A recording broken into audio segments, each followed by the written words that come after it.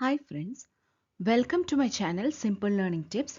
So in today's video we are going to continue part 2 of employee relations. So in this video we'll be covering the topics employee relations policies, managing employee relations, communications. So if you haven't checked out part 1 of this employee relations video, I'll just leave the link in the description box as well as in the iCard above so that you can check it out and just get to know what is employee relations before moving further on to this topic. So first one, employee relations policies. So, you know, employee relation policy, it expresses the philosophy of organization. Like what sort of relationships does the management want between them and the employees? Or how the pay related bargaining should be handled. All these things will be covered in employee relations policies. So first one is employment relationship. So this policy or this topic covers the terms and conditions of employment that are governed by collective bargaining. That is, on what basis an individual contracts of employment should be formed. So if you want to know further more about collective bargaining, again I have made a video long time back. The audio quality will be very bad in that, but you can try that to find out what is collective bargaining. So basically employment relation means the terms and conditions, the contract between an employer and employee. Next one, trade union recognition. Now, this means whether the trade unions should be recognized or not or de-recognized, which unions the organization should accept or, which unions the organization would prefer to deal, and whether the organization wants the union just for collective bargaining or just for an employee representation purposes. So all these things will be decided in employment relations. Now, if you see, there was once I think in Bangalore, there was a strike where employees went on, private sector employees, they went on a strike to have trade unions. And then it was later, not recognized that trade unions will not be permitted in private sector. Again, trade unions are not there in private sector, only mostly in government or in factories, and all trade unions are there nowadays because the recognition has actually decreased. The trade union's actual purpose has has gone down. So all these things will come in employee relations policies. Now next one, collective bargaining. So collective bargaining, like if unions are recognized, for to what extent they will be recognized, like I said, whether it is for collective bargaining, that is to for a negotiation between employer and employee, that is for salary purpose or for any other working conditions, working terms. So what extent the unions should participate in collective bargaining, like what are their negotiating rights, what are the various scope of areas that will be covered in collective bargaining. Next one, managing workplace conflict. Now this means that how the grievances, okay, how the workplace trouble, conflict that an employee have will be settled and how the disputes will be resolved. Like if the employee is not happy with the working hours, to whom he should approach, or if an employee is taking a lot of leave, or he's not performing up to the mark, or if he has conduct any kind of things that should not be done at work, if he has failed to uh, you know uh, work ethically. So how these grievances or how this dispute will be resolved, that will be covered here. Next one, participation and involvement. Now this means the extent to which a company is prepared to give employees a voice that for the matters that concern them. Okay, how much an employee can involve in this decision making with the management. So all these things will be decided here. Next one, partnership. So again here, like participation and involvement, the extent to which a partnership is desirable. Next, harmonization. It means that, harmonization of the terms and conditions of employment for staff and labor workers. So all these things will be decided in policies. Working arrangement.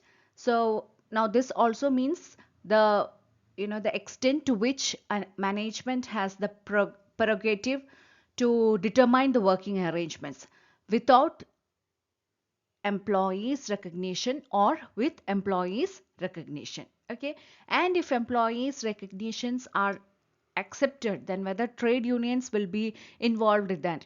Working arrangements means their working timings, whether they are part-time, full-time, whether they are freelance. So all these things will be decided here, whether they are temporary or contract based employee workers. So all these things will be decided here. Next one, managing employee relations. Now this means how the employer relations will manage. Now this depends first one, managing with trade unions. Now like I said previously, our management has the power to recognize, to accept whether the negotiating will be conducted only with employee representation or with trade unions. Okay, and what will be the power of trade unions, whether just they are an employee representation or whether they will be actually participating in negotiating rights. So in other words, we could say that the right to represent employees over their grievances, disciplinary matters, so all this will be a deciding factor. Now, these trade union members, they can also participate in joint consultation, and also they can act as health and safety or, learning and development representatives. So all these things, trade unions can participate. Now, how to manage without trade unions? So if trade unions are not there, generally who will take care of that? Managers. Okay, so basically their immediate supervisor will be taking care of whatever employee relations matter is there, and if trade unions are not there, then strikes will be almost unheard of, and labor turnover will be high, but also absenteeism will also increase, and there will be a big discrepancy in the pay levels as it is unilaterally decided by the management. So definitely low pay, and also the discrepancy in the pay related matters will be there. And also there will be no alternate methods for employee representation if trade unions are not there.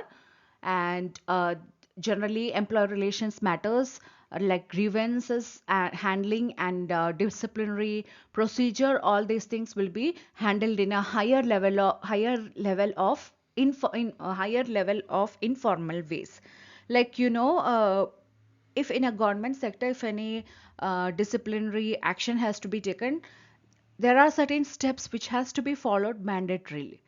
The employee has to be given some charge sheet, and the employee within some duration, the employee has to give a reply back, and then he will be given an opportunity to explain himself, and with the help of trade unions, they can give their explanation, and based on that only disciplinary action will be taken. Okay, that is like a mandatory. There are certain steps for disciplinary action. Again, I have included a lot of videos in that. Please do check that. But if trade unions are not there, that is not at all required. I have heard that in some private companies, if you access your Gmail, next day, they will block your login and you will be dismissed. Like some warnings will be given 2-3 times, and if you exceed that limits, automatically you will be logged out from that. Even during previous recession time, I've heard that people, they were unable to enter the office as soon as they swipe their biometric card. They were unable to, their attendance card, they were unable to enter the office without any warning. That can happen. So these are all the problems that can be faced without our trade unions. Uh,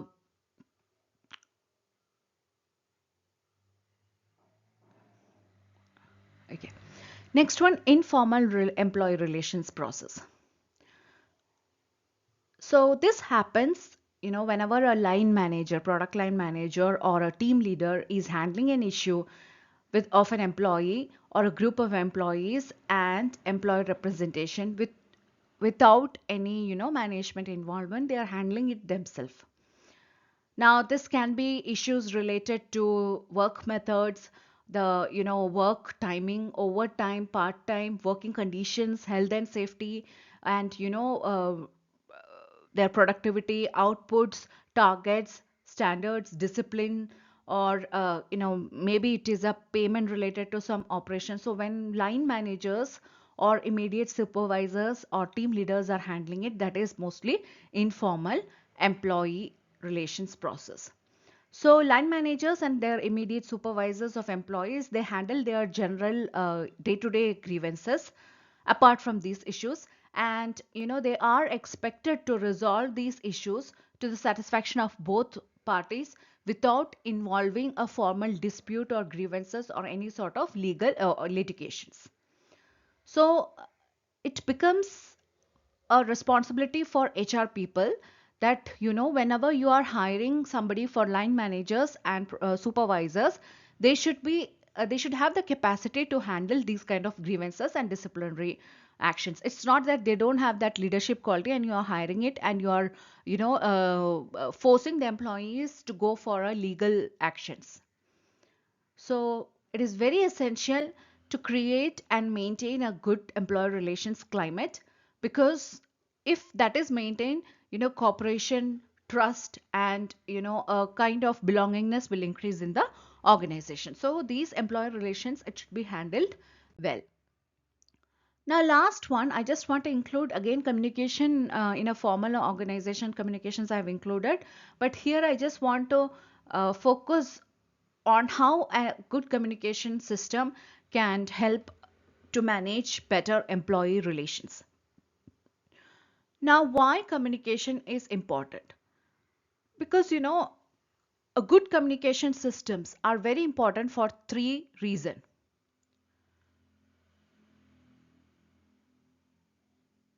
First, it is an important part of any change happening in the organization. Whenever there is a change in the organization, like in terms of terms and conditions of employment, or a pay contingencies, there working hours, working methods, technologies, products and services, or there is a change in organization structure like mergers, acquisitions, employees should know what is proposed and how it will affect them.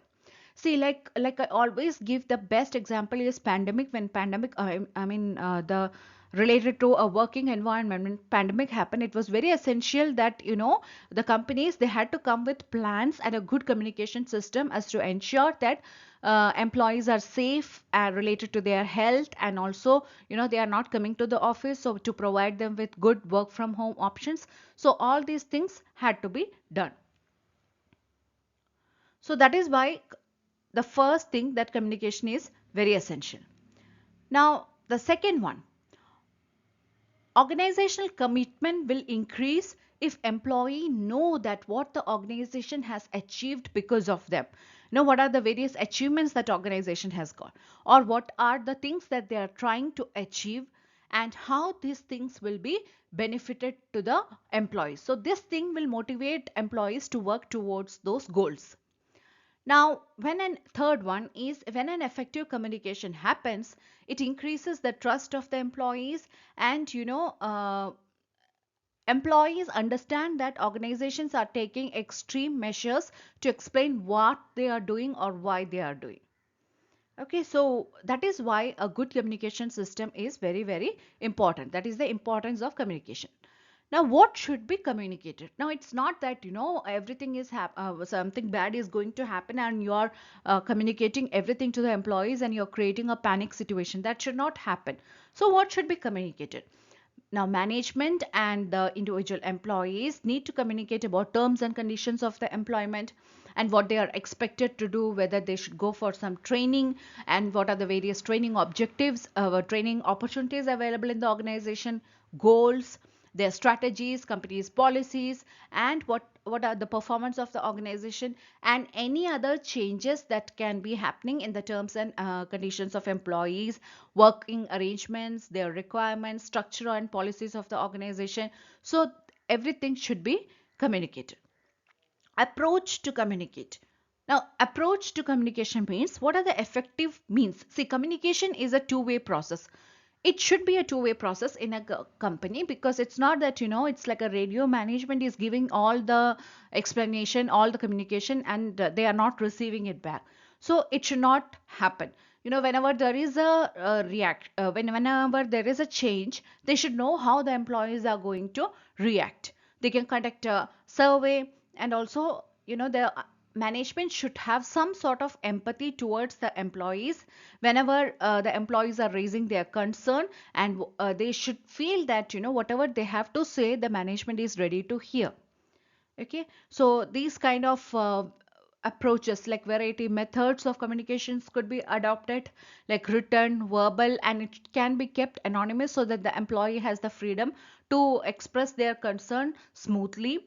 And they should be provided proper intranet connections for the communications. So there are various methods and approaches to communication, but basically the communication should be open and it should be a two-way process. Okay, so this is how you can maintain a good employee relations. So with this, I'm going to wind up the video. I hope you understood what is employee relations, and if you want me to discuss any other topic, please let me know in the comment section below, or you can DM me in the Insta. My Insta handle is at Simple Learning Tips 2019. So if you like this video and if you feel that you have gained some knowledge from this video, please like, share and subscribe to this channel, and stay tuned for more videos like this. Thank you.